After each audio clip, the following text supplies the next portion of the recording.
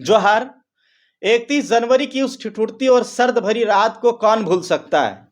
उस कनाती ठंड में बेशक लोग नींद की आगोश में सो रहे थे, लेकिन उसी काली रात में झारखंड की सियासत में तूफान मच गया था। तत्कालीन मुख्यमंत्री हेमंत सोरेन को आज जांच एजेंसी ईडी जमीन घोटाले के आरोप में गिरफ्तार कर जेल में भर दिया। अचानक जो शख्स सत्ता को कुछ वक्त तक पहले हाँकता था, उसका सिरमौर था, शहंशाह था, उस अंधेरी ठंड भरी रात में भी सब कुछ एकाएक बदल गया।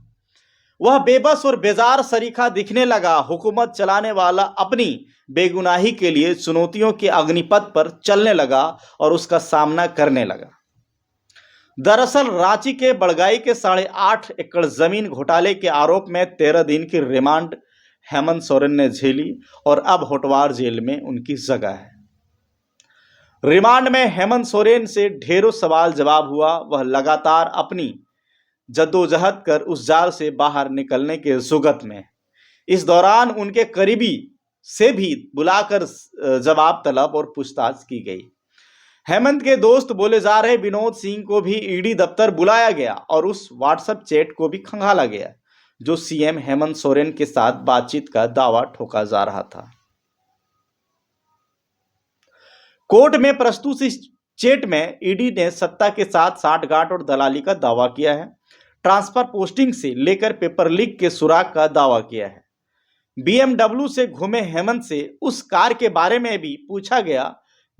इसकी तहकीकात के लिए कांग्रेस के राज्यसभा सांसद धीरज साहू को भी तलब किया गया।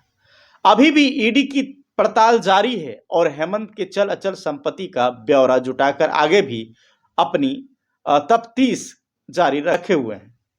इस सवालों के बौछार के दौरान ईडी की रेड समय समय पर पड़ती रही। जमीन कारोबारी रमेश गोप और हिलेरियस कच्छप के यहां भी छापे पड़े। यानी एक जमीन घोटाले से कई नाम सामने आ गए।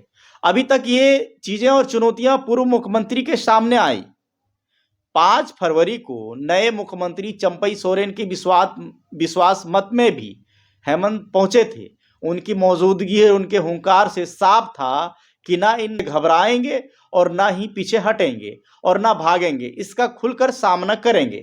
इसकी लड़ाई आखिरी सांस तक लड़ेंगे।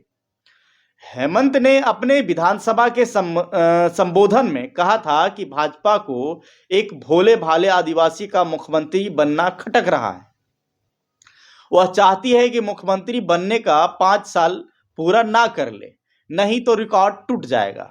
दरअसल अभी तक झारखंड में मुख्यमंत्री रघुवर दास ही है। उन्होंने 5 साल पूरा किया है। अगर हेमंत पूरा कर लेते तो राज्य का दूसरे सीएम बनते, लेकिन जमीन घोटाले के आरोप में उन्हें इस्तीफा देना पड़ा। विधानसभा के फ्लोर टेस्ट के दरमियान हेमंत ने जोर से दहाड़ भी लगाई थी। अगर घोटाले के तोहमत जो उनके दामन पर लगे हैं अगर साबित हो गई तो राजनीतिक से ही नहीं संन्यास लेंगे, बल्कि झारखंड छोड़कर चले जाएंगे। यहां साफ था कि हेमंत किसी भी कीमत पर झुकना नहीं चाहते थे। इसका मुंहतोड़ जवाब लड़कर देना चाहते थे। गुरुवार को ईडी की विशेष कोर्ट में पेश होने के बाद हेमंत सोरेन होटवार जेल भेज दिए गए। लेकिन रांची की सड़कों पर लगे पोस्टर ने सभी का ध्यान बरबस खींच लिया, जिसमें हेमंत सोरेन की तस्वीर के साथ साथ मोटे मोटे अक्षरों में लिखा था कि झारखंड झुकेगा नहीं। यहां भी एक जिद, जुनून और जोश का नजारा दिखा जो इस बात की को इंगित करता है और बतलाता है कि चुनौतियां चाहे जितनी भी है उससे मुकाबला करेंगे, झुकेंगे नहीं, चाहे इसके लिए कितना ही इम्तिहान और लड़ाइयां लड़नी हो। हेमंत के समर्थन में न्याय यात्रा झारखंड मुक्ति मोर्चा के कार्यकर्ता निकाल रहे हैं। उनके बेगुनाही के लिए सरना धर्मस्थल में पूजा पाठ किया जा रहा है। उनके लिए उपवास रखा जा रहा है। जगह जगह चौक चौराहे पर हेमंत है तो हिम्मत है और शेरे झारखंड के पोस्टर भी दिखाई पड़ रहे हैं। इन सब में झारखंड झुकेगा नहीं के पोस्टर सबसे ज्यादा चर्चित दिखाई पड़ रहा है। जो film Pushpa the Raj film के चर्चित डायलॉग झुकेगा नहीं साला से मिलता जुलता दिखता है। इस फिल्म में भी एक जुनून और जिद ही एक्टर अल्लू अर्जुन का दिखता है। ऐसा लगता है कि हेमंत सोरेन भी इस काल कोठरी से निकलकर इसका माकूल जवाब देने की ठानी है। उन चुनौतियों, उन लड़ाइयों और उन घमासानों को जीतने का मादा पोस्टर के जरिए दिखाना चाहते हैं। इसके साथ ही अपनी विरोधी भाजपा को भी साफ साफ संदेश देना चाहते हैं कि चाहे कुछ भी कर लो, वो ना तो झुकने वाले हैं और ना छोड़ने वाले हैं। यह पोस्टर, यह संदेश झारखंड झुकेगा नहीं, यही बतलाता है। तो जनता जनार्दन, आप क्या कहते हैं ये पुष्पा का डायलॉग कि झुकेगा नहीं साला, कैसा लगा आपको? कमेंट करके जरूर बताइएगा। मिलते हैं अगली कड़ी में, तब तक पंकज को दीजिए इजाजत। जोहार।